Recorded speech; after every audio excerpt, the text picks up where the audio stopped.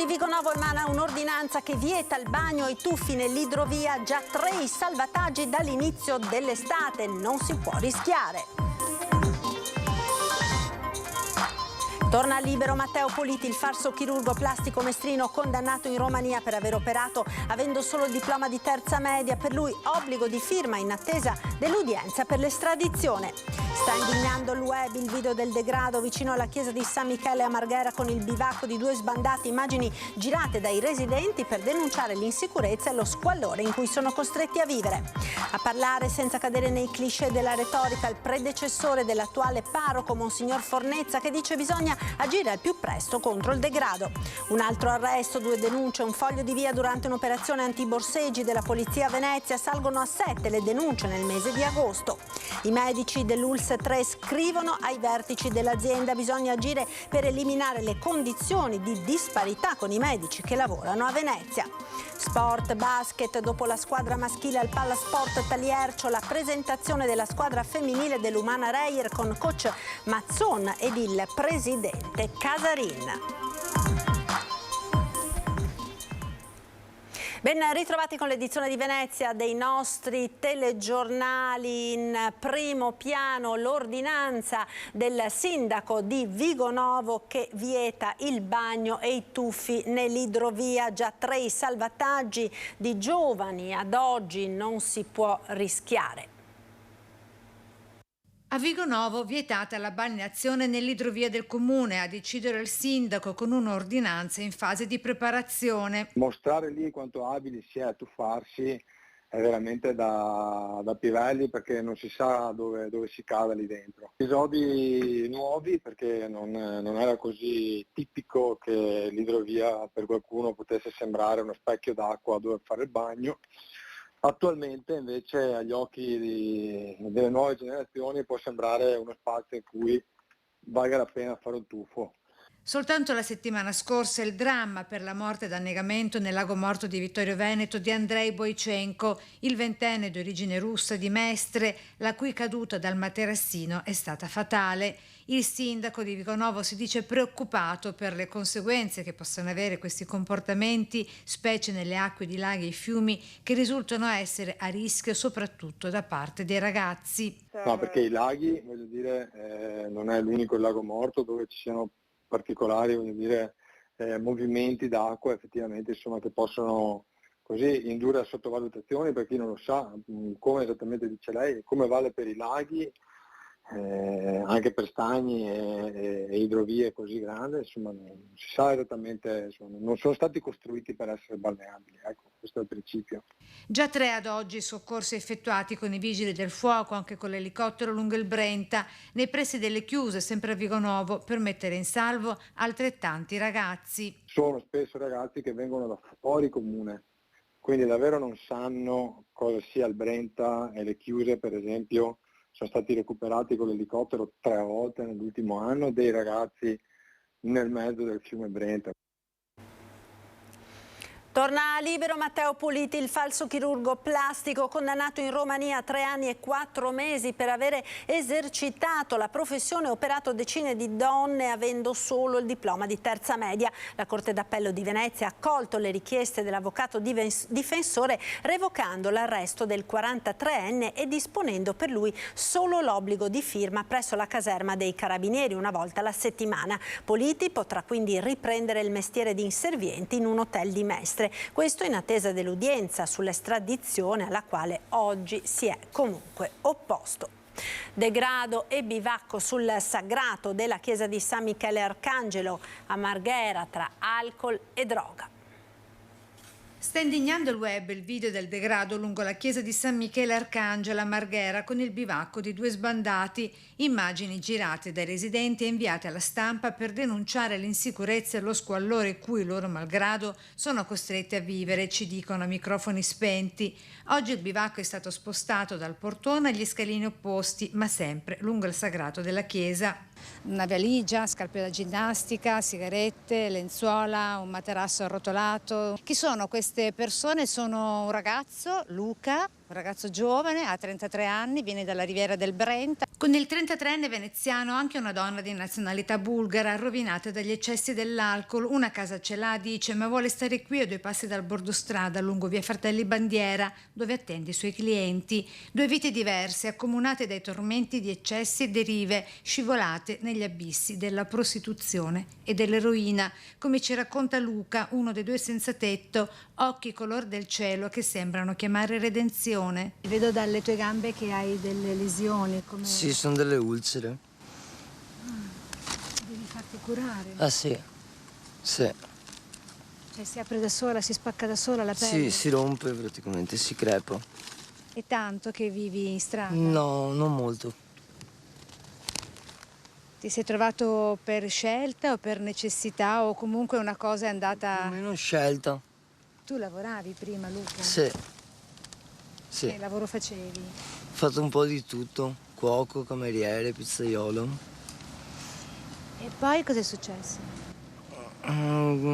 Quello che un po' succede a tutti, la vita per strada, giovani. Problemi? Praticamente sì, porta dei problemi, sì. Di che tipo? Essere qui. Di droga?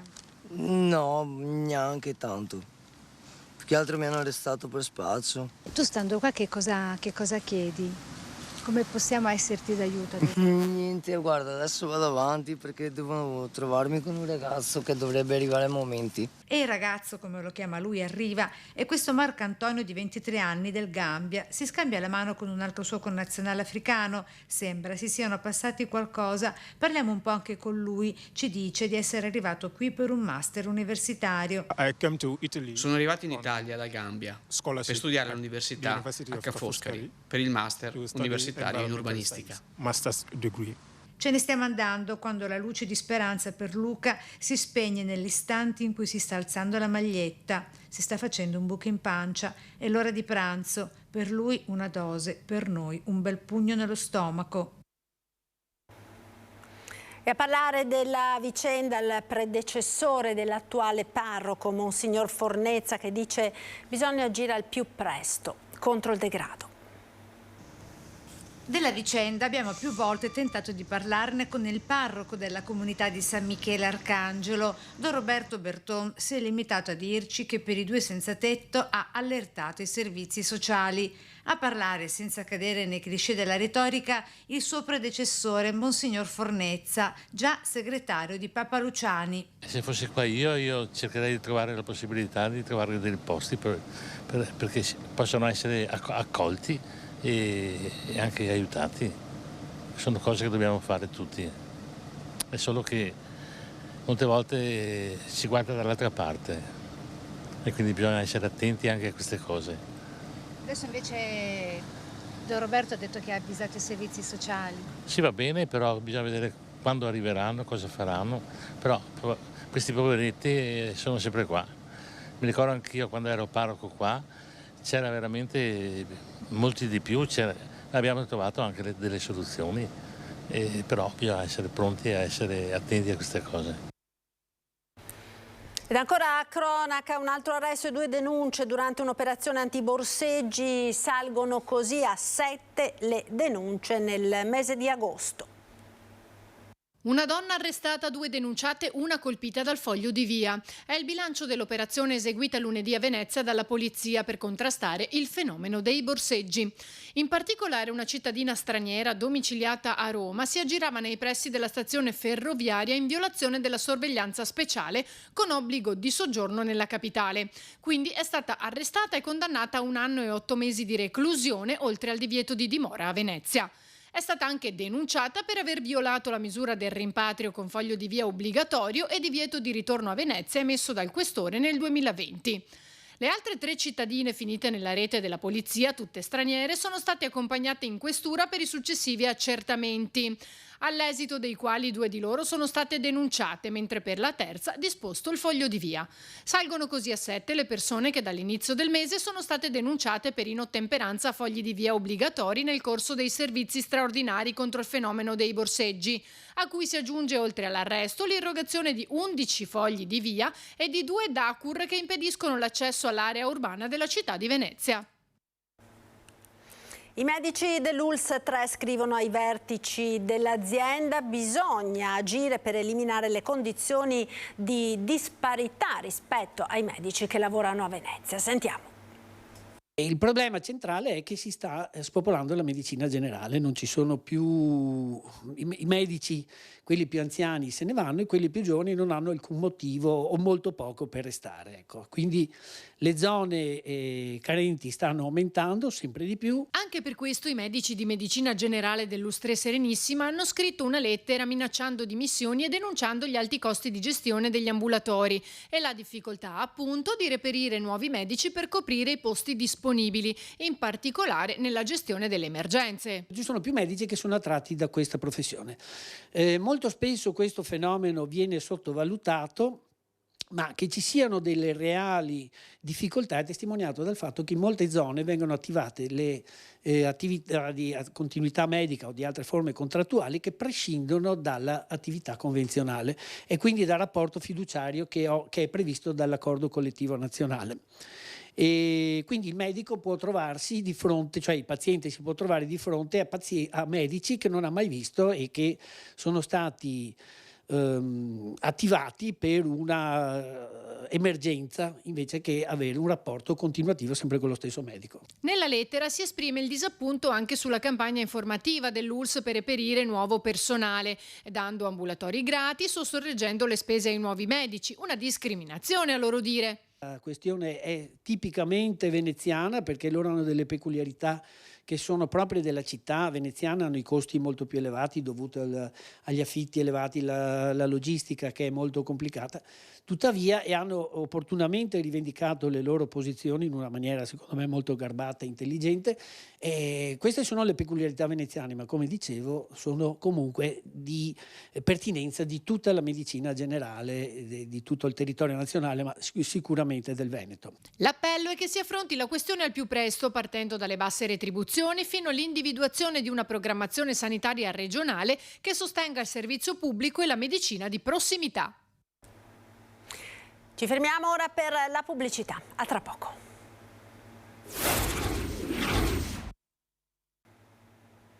Siamo di nuovo in diretta con l'edizione di Venezia dei nostri notiziari. Parliamo ora di Movida e plateatici. Il dibattito torna ad infiammarsi, si muove anche la politica veneziana.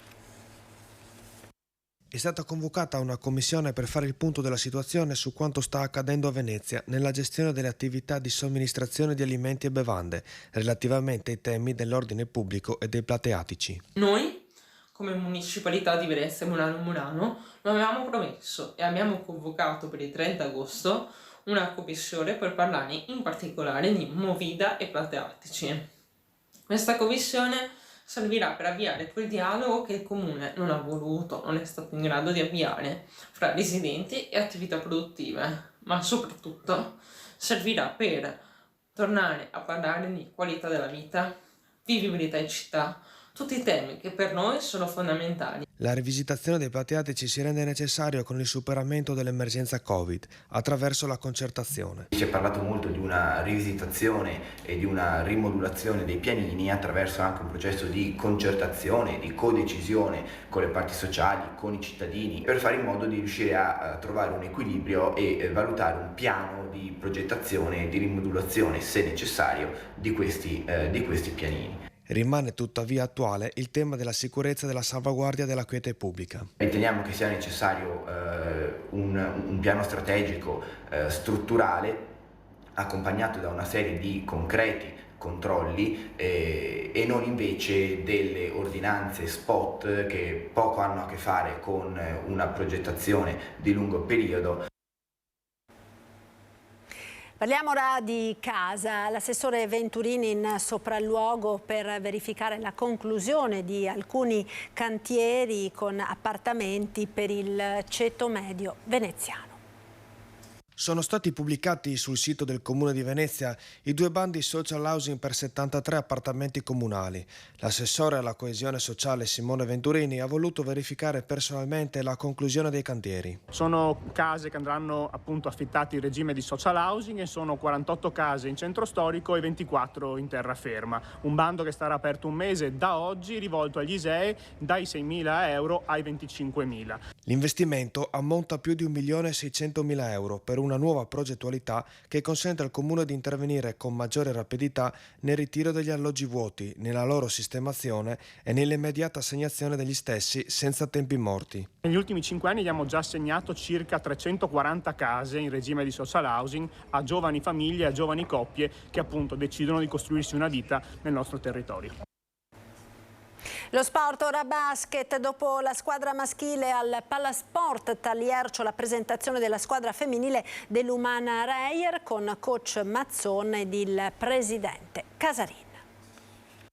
Abbiamo 2 ragazze, una ragazza francese che si chiama Bercani, che ho scoperto oggi che è soprannominata il Tornado, quindi una ragazza che ha giocato in Eurolega l'anno scorso, ha vinto il campionato, e una ragazza polacca invece Anna Makurat, che è un'altra ragazza che ha giocato a Sassari lo scorso anno, che viene da un college, il più importante college della pallacanestro americana. Siamo abbastanza convinti che queste siano le persone ideali per inserirsi in quello che stiamo facendo. Squadra che vince non si cambia o solo in parte. L'Umana Reyer femminile inizia ufficialmente la stagione presentata al Palasport Taliercio da coach Mazzone e dal presidente Casarin.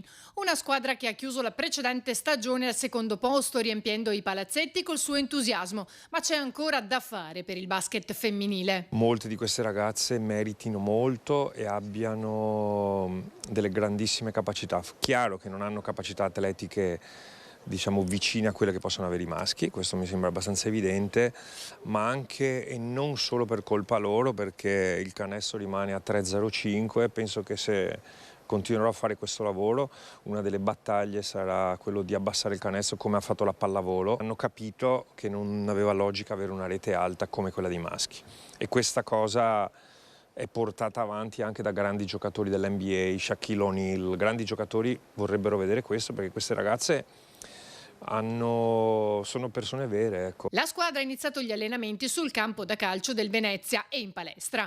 Lunedì si trasferiranno a Falcade per il training camp. Ed è tutto da Venezia, io vi ringrazio per essere stati con noi, come sempre ci salutiamo dando uno sguardo al nostro meteo con le previsioni del tempo per le prossime ore. Arrivederci.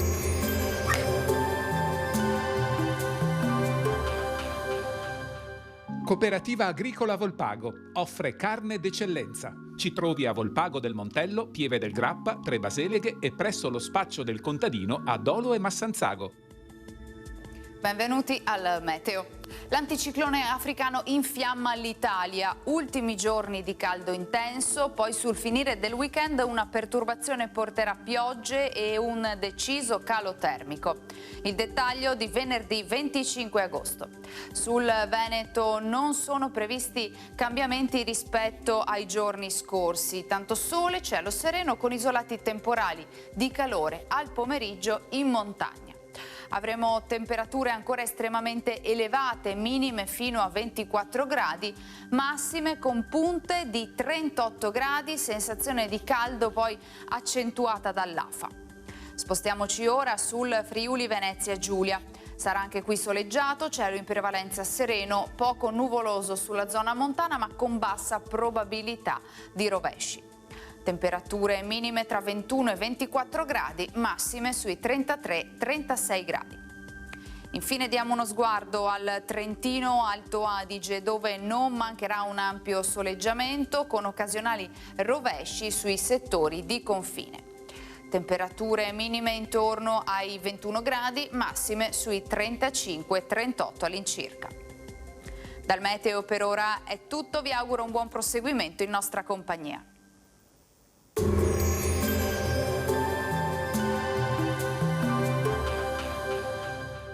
Cooperativa Agricola Volpago offre carne d'eccellenza. Ci trovi a Volpago del Montello, Pieve del Grappa, Tre Baseleghe e presso lo spaccio del contadino a Dolo e Massanzago.